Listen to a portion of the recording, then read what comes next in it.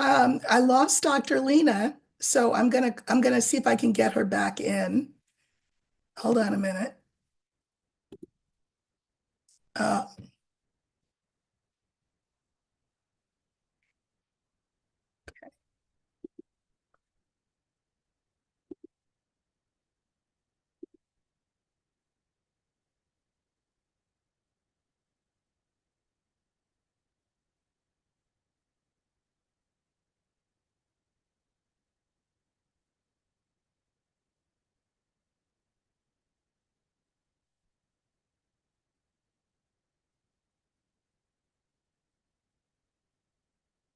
okay, I'm recording with Dr. Lena and she froze.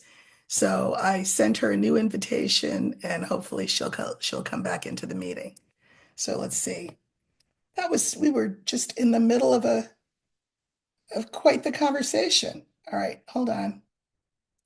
Um,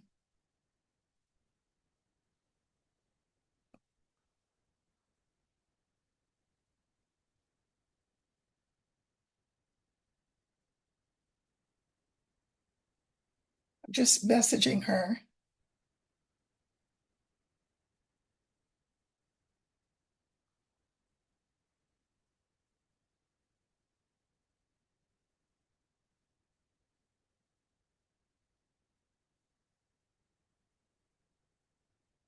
And let's see if she can come back in.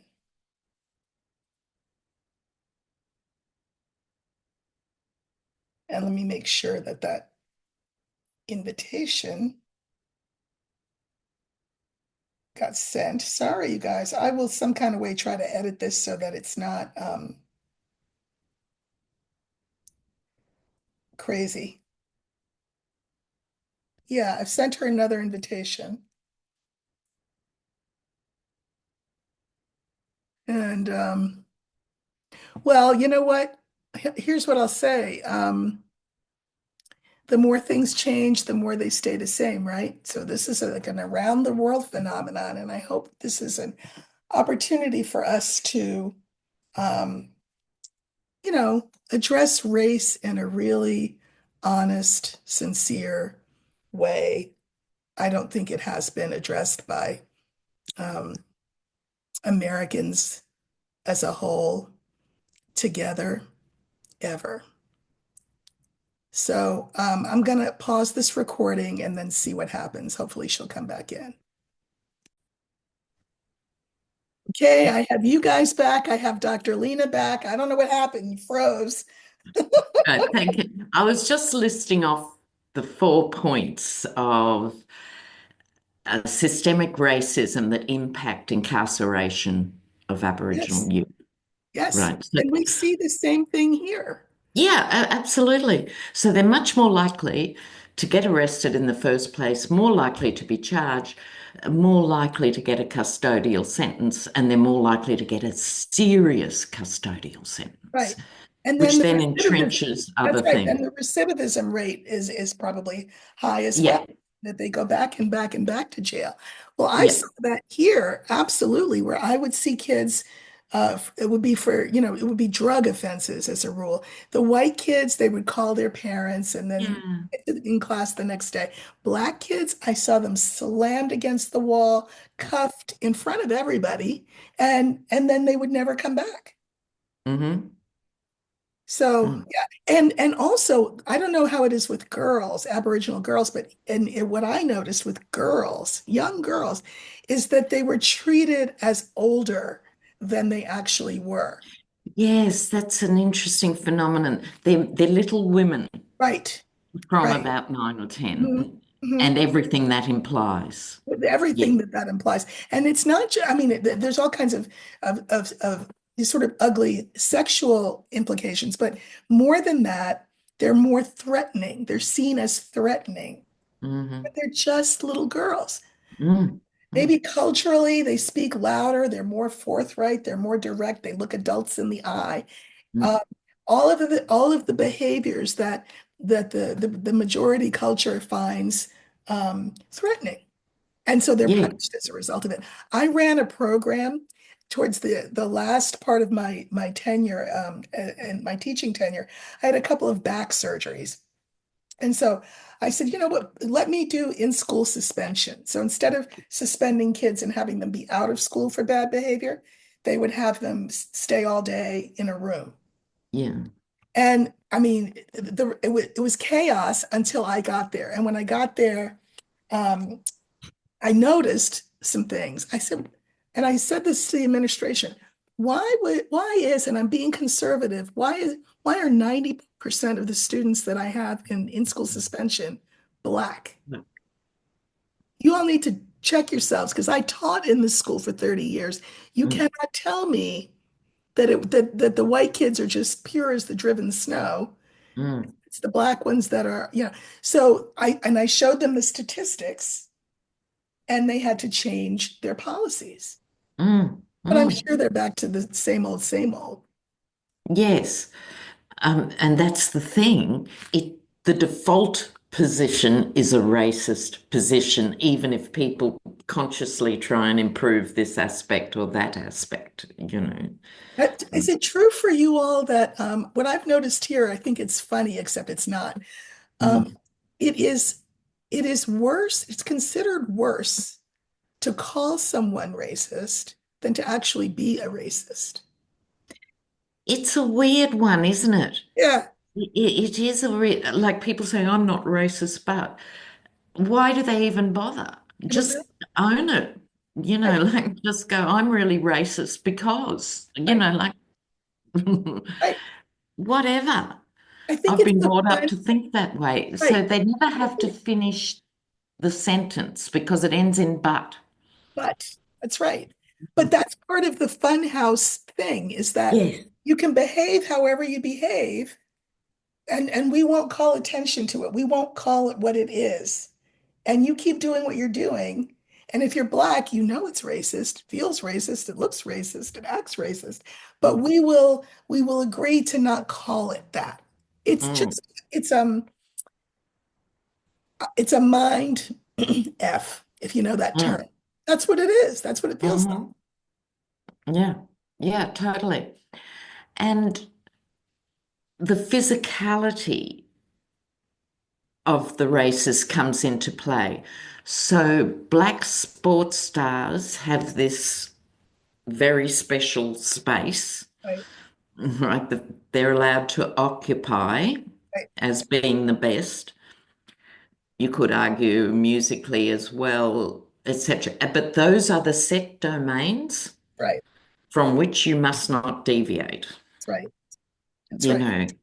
So it's, but I just want to talk for a minute about the reinforcement of this stuff. So, one of the exercises I used to give my first year university students, right? You couldn't do this now, right? Hmm. I'm talking 15, 20 years ago. You could not do this same thing now. You Hmm. know, everything's so precious. But I'd say to them, because a lot of them were country students and a lot of them came from towns with high Aboriginal population. And I would hear them talking in when they weren't in class and stuff, saying, "Oh yeah, Aboriginal people get given everything. You Hmm. know, they get all these extra grants. They don't have to pay for this. They don't have to pay for that. You know, Hmm. that is a Yeah, very typical country Australian point of view. right. Okay, so I would say to them, okay, I'd have a whiteboard, positive, negative, draw a line down the middle. Now tell me all the positive things you've ever heard about Aboriginal people. Silence, a few gulps and shuffling of feet, and somebody would say, sports, they're really good at sport. Right? Hmm. And that'd be about it. Hmm. And I'd say, what are the negative things you've heard about Aboriginal people? And they'd be very self-conscious and go, oh, nothing much. I go, no, this is a place for complete honesty in this room. And then they'd start, oh, they steal anything that isn't nailed down, you know, they trash Easy. houses, the list went on like this, Right. right? And most of them would actually see it.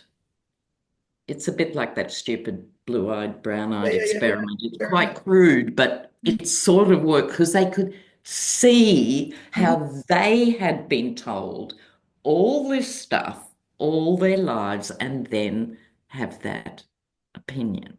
Right. And Right. there it was for them in black and white on the whiteboard. Well, I taught a thing, we have a thing called advanced placement here, and it's sort of college level work. You're doing it in high school. And if you take enough advanced placement courses, you can skip your first year at university, and it's very prestigious. Well, I taught that class.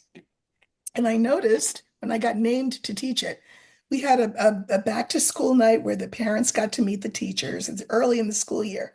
I had teachers, the parents saying, "What qualifies you to teach this course?"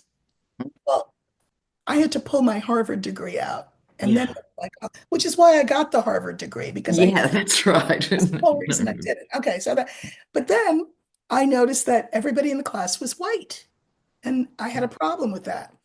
So I piloted this program where I took freshmen, or I went to the guidance counselor and I said, I want a bunch of freshmen. I want them to be black, and I want the Hispanic, and also the poor whites, because there was a whole section that was. Yeah. And I said, I want those kids to come to summer school with me uh, for 2 months at the end of their freshman year. And then I want to be their English teacher and I wanted them to be a cohort for Hmm. um, for sophomore year. And then I want them again in the summer after their sophomore year. And in junior year, they will be ready to walk into that advanced placement class and compete with anybody. So I did that. And I mean, it was great because it meant that a lot of those kids were able to later apply to colleges that they would never have been able to apply. Yes, yes, yes. It was really, really great.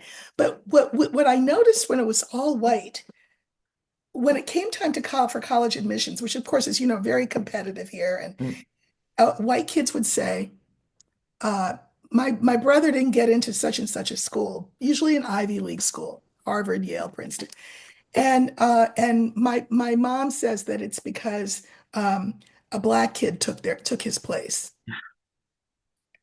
And I would say, and what made it his place? Mm. What made it his place?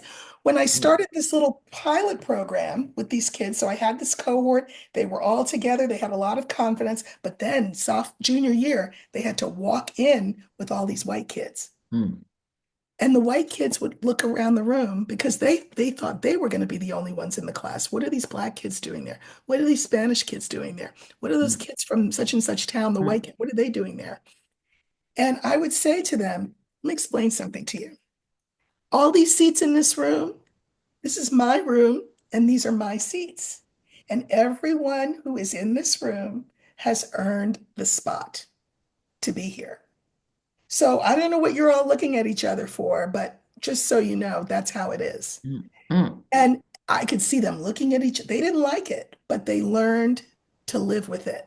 And what I did, the very first class, I would give an assignment and it would required kids to read out loud what they had written. Well, the kids that I had been prepping for 2.5 years, Yeah, they knew how to do Sean. that, right? The other kids, their work was very precious. They kept it to themselves. They didn't want anybody to see anything. So I said they wouldn't read their work aloud. I said, so I'd say to the cohort, who are all mixed in with everything, Mm. so and so, you read yours. And then I want you all in the cohort show these kids how we critique each other's work Hmm. with using words and language that is kind and generative and and productive and useful. So it was great because these white kids got to see that these other kids had a skill set that they didn't have, but that they damn sure needed. Mm. But it was hard to convince Yeah. these white kids that those black kids, those poor white kids, those Spanish kids deserved to be where they were. Hmm. Yeah, totally. Um, I'd like to talk for a minute too, and I'm sure you've got lots to say about this as well. the disconnect between white feminism, particularly like second wave feminism, and black women. Mhm. Yes, Right. please. So essentially, having identified the patriarchal markers of repression very cleanly and clearly, and the great, writers of the white feminist movement seem to think it could just be plonked on top of Black women's experience without acknowledging the stress, the sheer stress of day-to-day living as a Black person in America, let alone a Black woman in America. Priority zero for these issues.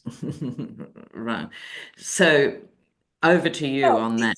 I don't know that it's was priority zero for the issues. I think that I think the first part of what you said is absolutely right, is this assumption that this would be plopped on top of us.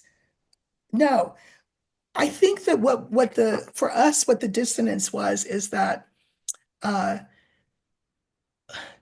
we have already fought a lot of these fights. We're not included in your fights, meaning white women, their fights. When they wanted the vote, they weren't thinking about Black women. Mm. It was, Yeah. so what we get now is this urge to, people urging us to be at the forefront, for example, of what's going on right now. In fact, to the point where Black women will not even call themselves feminists. They'll coin the word that I think it was Alice Walker that coined the word womanism, womanist, Yeah. womanist. And so, you know, I think well, did you ever read the book by Robin D'Angelo, I think her name is, called A White Fragility? Yes. Okay. Yes, it is. Yes. I think that that's an important thing. I think white women Yeah. are used to being listened to, holding the floor among each other, Yeah. and don't want to cede space. Um, and they're not, I'm going to say, not courageous. So, for example, we have what happened with the election. I think a lot of white women really did feel that they pulled the lever, they did the thing, they wrote the postcards, they Mm, got, they volunteered, they can't. And wait a minute, what happened? It didn't work. mm, They don't understand that. Yes, the moral arc of the universe does bend towards justice, but it's slow, and sometimes mm, it'll bend the other way. I mm, think Black women understand this, and I've written about this in Substack. We understand the fact that we may not even see the changes that we're looking for and working towards in our lifetime. mm, We're not promised the victory. All we're promised is the fight, mhm. you know? And I And also notice a weird tendency on the part of a lot of white women. They'll, even now at this late date, they'll say things like, well, where's Kamala? Where's Michelle? What do you mean, where's Michelle? Michelle put in her 8 years. Let her live her best life. mm, Kamala put herself out as a candidate. She was rejected. Oh, and by 52% of white women, I might add. mm, Oh, what kind of rescue do you expect from these people? mm. You heard the expression, there's an expression we're using, Black women, which is we're going to mind our Black business, drink our water and mind our Black business. Mm. People take offense to that. But we have said what there is to say. We have done the work. We have shown the way. Now is And somebody else bailed out the Democrats over and over over and and over. over, That's right. That's right. you know. That's right. Yeah. Well, speaking of white women. So, for example, Joy Reid gets cut, and Oh, all I was shocked to see there's that like last night. there's like 6 or 7 of them that they got rid of. All right. So you have Rachel Maddow, and I love Rachel Maddow, but she's a Mm, white woman. mm, She got up there and she said, she did it well, she wasn't nasty or anything, but she said she thought it was a big mistake and that she felt bad for all the people who were losing their jobs, like all of the staffs of these shows were losing their job. But I said to my partner, it's a draw because the woman who runs MSNBC, her name is Rebecca Cutler. Appropriate. She cut everything. Mm, mm, Rebecca Cutler is sipping her martini while Rachel Maddow is saying what a bad idea this is on television.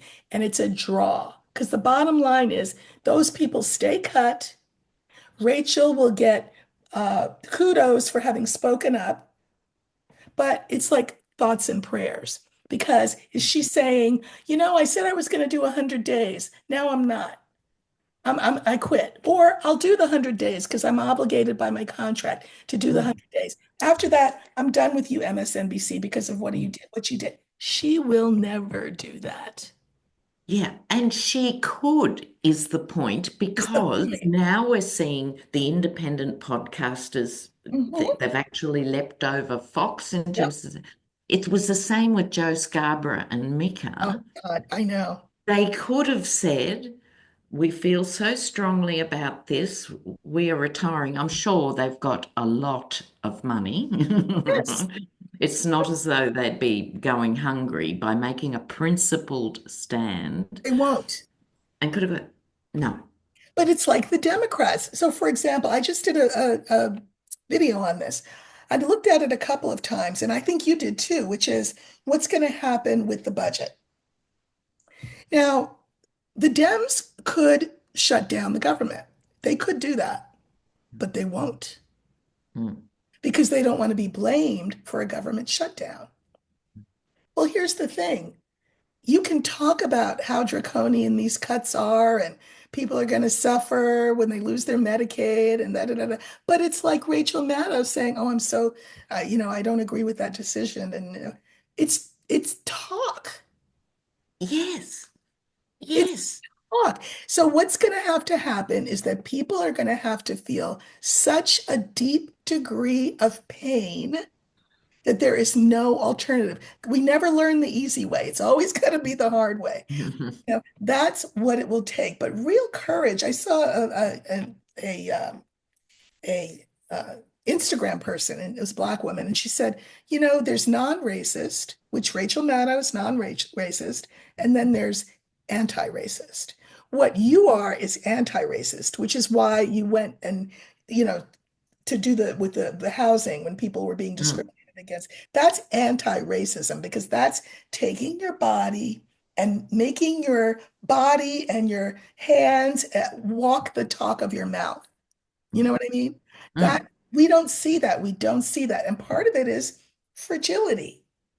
You don't want Mm. to lose power. You don't want to, what power would Rachel Maddow possibly be losing? Yeah, that's what I don't understand. It to me, it's not even a big thing. That's right. That's right. But people will say, how dare you ask that of her? I just am curious as to why she doesn't ask it of herself. That's all. Yes. That's all I'm asking. Why would this not occur to you? Because again, Rebecca Cutler is drinking her martini and watching out the window while the people but take their cardboard boxes of their belongings out of their Mm, offices because they're fired. mm. It doesn't change the terrain at all.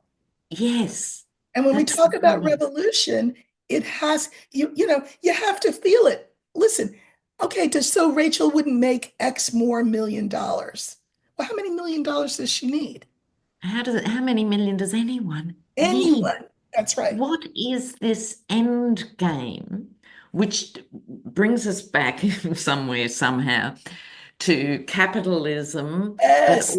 also the American take on capitalism, Yes. right? This worshipping of Yes. the rich and the Yes. powerful.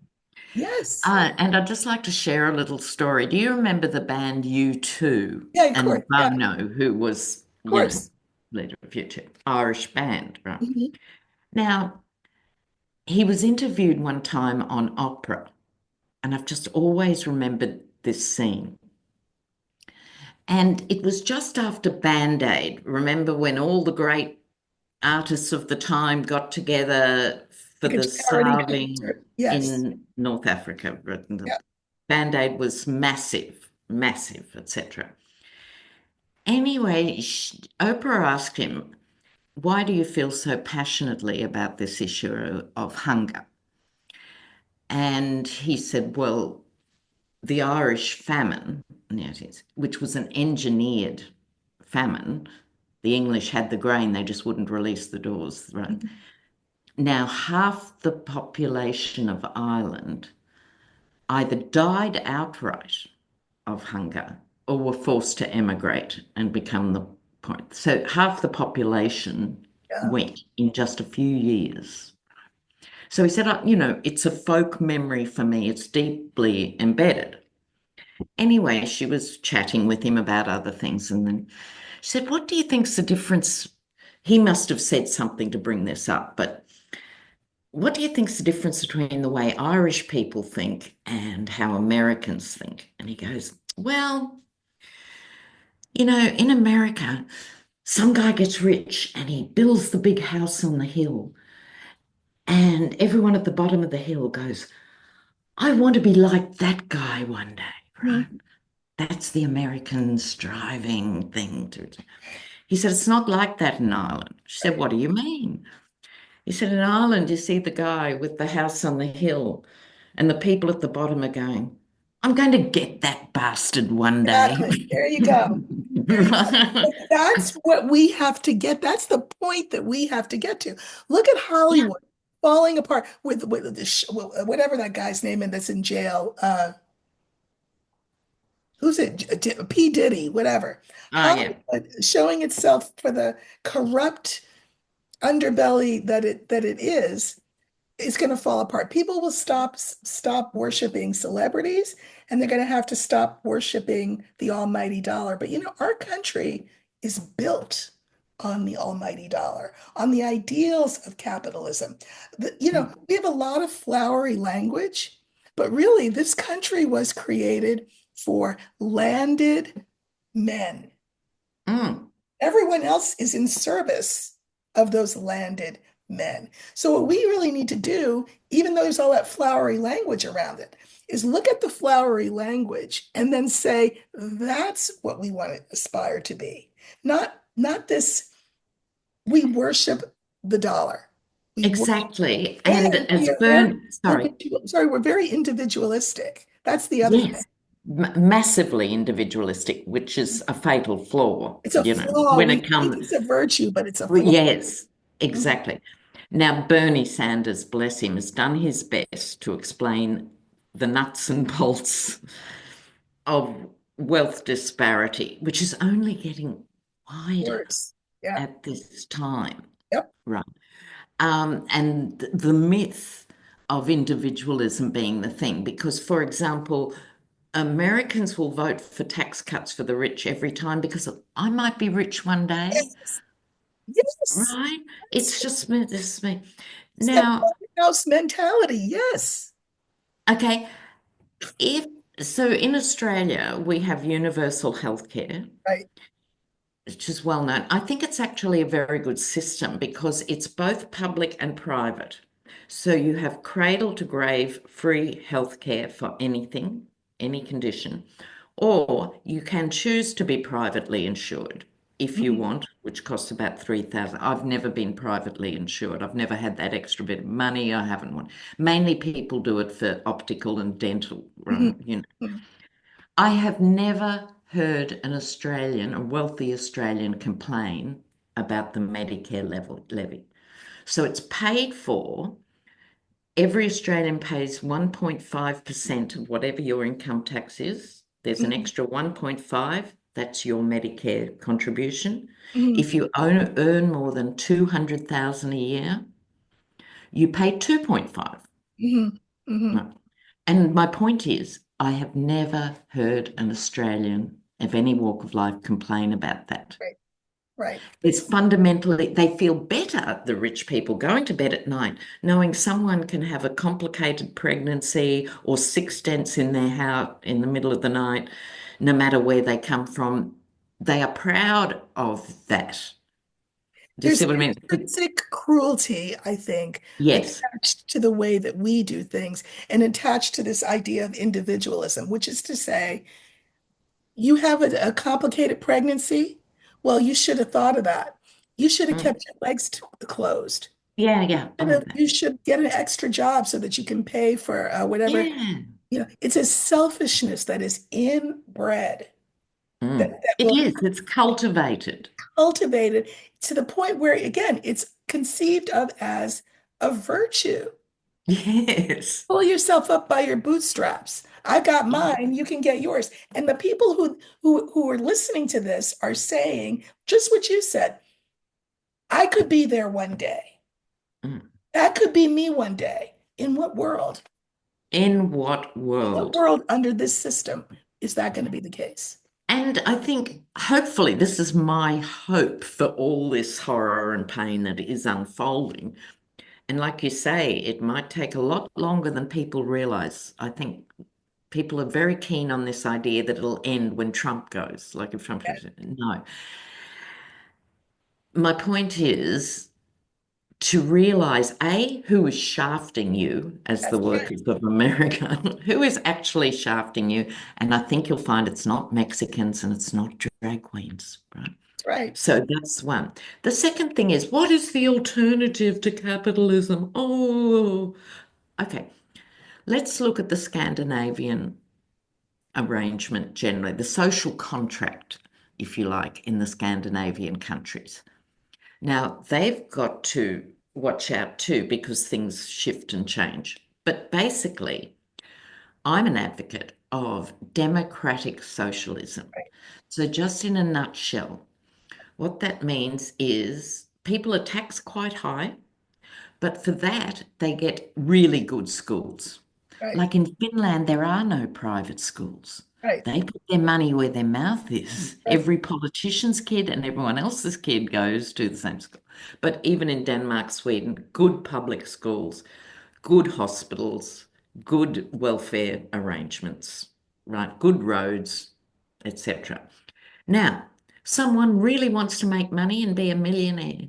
That's okay. You can do that after you've paid your workers really well, which includes 4 weeks paid annual leave, right? Mhm. After you have met your supply chain requirements, which must be ethical, after you've explained to our satisfaction that you are disposing of any waste products from your industry ethically, after that, it's profit. Mhm. Mhm. The profit doesn't start here. Right. That's Right. all I'm saying. So Right. there are very rich Swedes, there are very rich Danes. But do you see what I'm I trying to get that, explain but to you the know what this American simplistic, audience but you is know it what, doesn't have to be. no, you know what this simplistic answer that an American will give you Mm. when you talk about those countries? And I don't understand how, I mean, it's not only simplistic, it doesn't even make sense. They will say, well, that's because they are homogeneous societies. Oh, yeah, there's that one. Deal Yeah, I with love that. everything. Um, okay. So, apart from that not being the case, what I was alluding to was they've got to watch too, because this has all come on since the Second World War, Mhm. right? Um, and so it's third generation. So for young Danes, young Swedes, young everybody, they've only known good hospitals and schools and stuff. So Mhm. they go, why are we paying all these taxes? They They're- don't pay so much in Italy or America. You know what I mean? So they've got to be alert yes, they do because too, because three human generations beings, takes it for granted. right, and human beings are primates. Yeah. So that and meaning self-interested, right? So you can see why these young people would say, wait, I want more for me.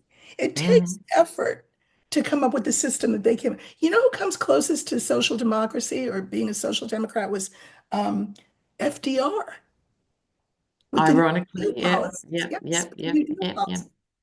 Well, there's a guy, I talked about him in my in one of my, I think on my YouTube, maybe it was Substack, but his name is Curtis Yarvin. Do you know about him? Yes, and he is, I don't want to use the word mastermind because he hasn't got an intellect, but he is the guy behind this thinking, That's right. He's the guy behind this thinking. That's right. the And what he billionaire would say is rubbish. that FDR and Washington and Lincoln, he would say essentially they were CEOs of corporations. Mm. And so that what we need is a CEO of the country. And people are really attracted to this idea. I Yes. mean, Curtis Yarvin, for our viewers who might not be familiar, also says things like America has to get over its objection to dictatorship. Just get a CEO and it'll all be fine.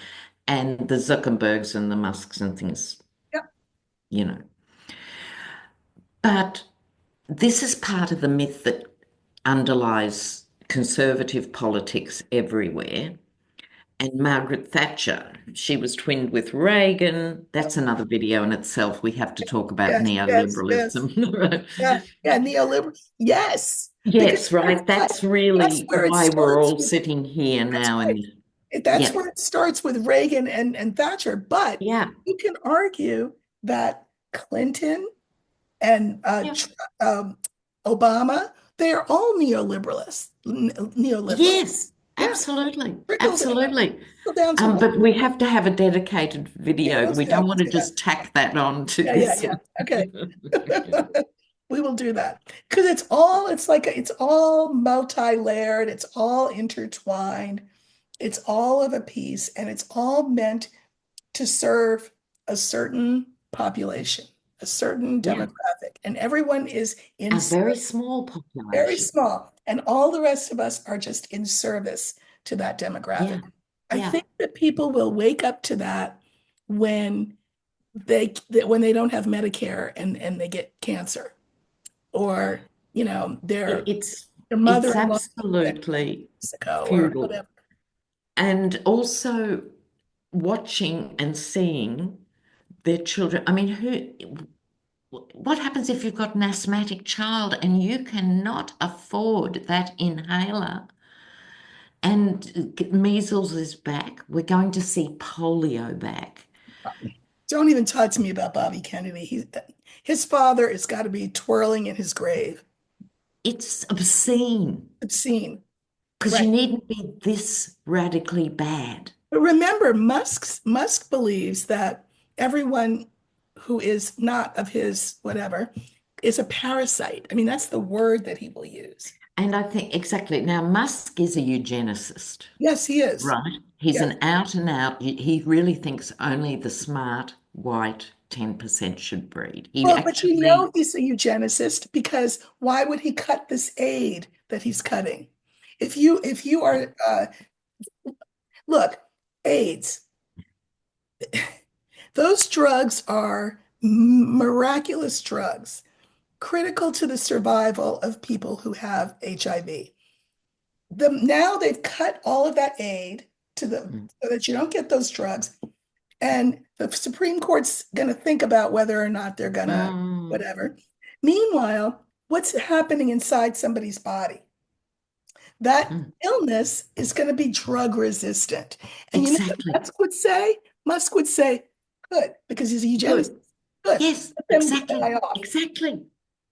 And the WHO estimate 26 million deaths within 5 years of the retroviral drugs being cut by Musk. And it means it comes back everywhere because people move and it will be drug resistant. Exactly. They're such ignorant men. This is the other thing, too. They're billed as geniuses and they're just ignorant, profoundly selfish men. You know. And you know, I'm going to say Musk is clearly on the spectrum, as is Zuckerberg. Now, people will say, don't, I mean, I've had people say, uh, don't lump them in with people who are on the spectrum. I'm not lumping them in. I'm saying it's very clear that he's on the spectrum. And while he may be very gifted in certain ways, there are certain hallmarks of being on the spectrum. One of them is this difficulty in feeling being able to experience empathy. Well, that's a very bad quality in somebody with that kind of money and that kind of power. Because it's like he's got blinders on. He sees, let's cut, cut, cut, cut, but doesn't care because he's not Doesn't capable. care. But also in relation to his own million children, Yes. right? He doesn't live with any of them. No, None of I'm them. going to say this. Remember, I talked about Melania and Usha. I'm going to say, what woman? I mean, I wouldn't be interested in him. Why are 13 children's worth of women Mm. interested in procreating with him if it's not for the money, the There's proximity to that. power? Yes. And also in the case of Usha, knowing her husband is doing these racist rants with their biracial children. She's a lawyer. She was a clerk for Clarence Thomas. Right. So she is fully complicit She's at complicit. every level. This is not someone who married the high school sweetheart and things are going out of control. No, no, no, no. She is in it because that's another conversation for another day too. Within any ethnicity and cultural thing of the hierarchy within that. So she sees herself as immune because she's an educated Indian woman, you know. Exactly. Well, we have a saying that we say, all skin folk ain't kinfolk. Yeah, perfect. Yeah. All Clarence right. Thomas would be example A. But this was really good. Let's do this again. I've had viewers who said, "Oh, we'd love for you to do something on the regular." Maybe we should think about a once a month Yeah, thing, sure. a So theme. write a note, neoliberalism, because we could All spend a right, whole, I'm gonna write because it right now. people do and don't know the term, but it actually sums up so much of what's gone downhill in the last 40 years. Well, what's interesting about the term is that neo just means new. Mm. Liberal sounds good. So, Good. hey, Yeah, what's neoliberalism wrong with sounds that? good. What's wrong with that? Everyone just pays for their own stuff. That's how it should Yeah, be. yeah, yeah. So, yeah, that we should definitely do one on that. I think we should talk more about the women thing uh, Yes. Oh, because we've only scraped the we've surface. scraped the surface. And you know what? I do know that certainly my viewers enjoy watching conversations between different people because it models for them how these conversations can be had. Yeah. I don't think people know how to have hard conversations about hard things. Or what did Martin Luther King say? They don't know how to, for example, disagree agreeably. Yes. And that's what's needed at this time, Mhm. generally more than ever. Although Yeah. you and I certainly agree more than we would disagree, but you know what I, Yeah. yeah, yeah. Totally. This has been great. Sorry about the glitch. I don't know what happened, but hopefully That every, was my end. okay, well, There what was a I think, council thing, just cut all the power for okay, it should be time. fine. I mean, I stayed the whole time, and so Good. And you can edit it out, I hopefully. think I can edit it out, but if I Sorry can't, to do that to you. they'll realize that I'll put it in the notes that And you could put a keep thing. watching. Yeah. Yeah. Lena, this was great. And we will get something on the calendar and have our topic in advance, and people can vicariously participate in the conversation. Perfect. All right. Perfect. Okay. You have a Thank you. hold on. Wonderful Friday. Yeah, it's already Friday. Yes, already Friday. And I'll see you on YouTube. Okay, ciao. Uh, And Erica, if I could speak to you for a minute once we're not live. Absolutely. Okay, everybody. So I knew you would be thrilled to see Lena. I could not keep it to myself, which is why I announced it the day before. But she and I will do this again. So I'll see you guys soon. Take care.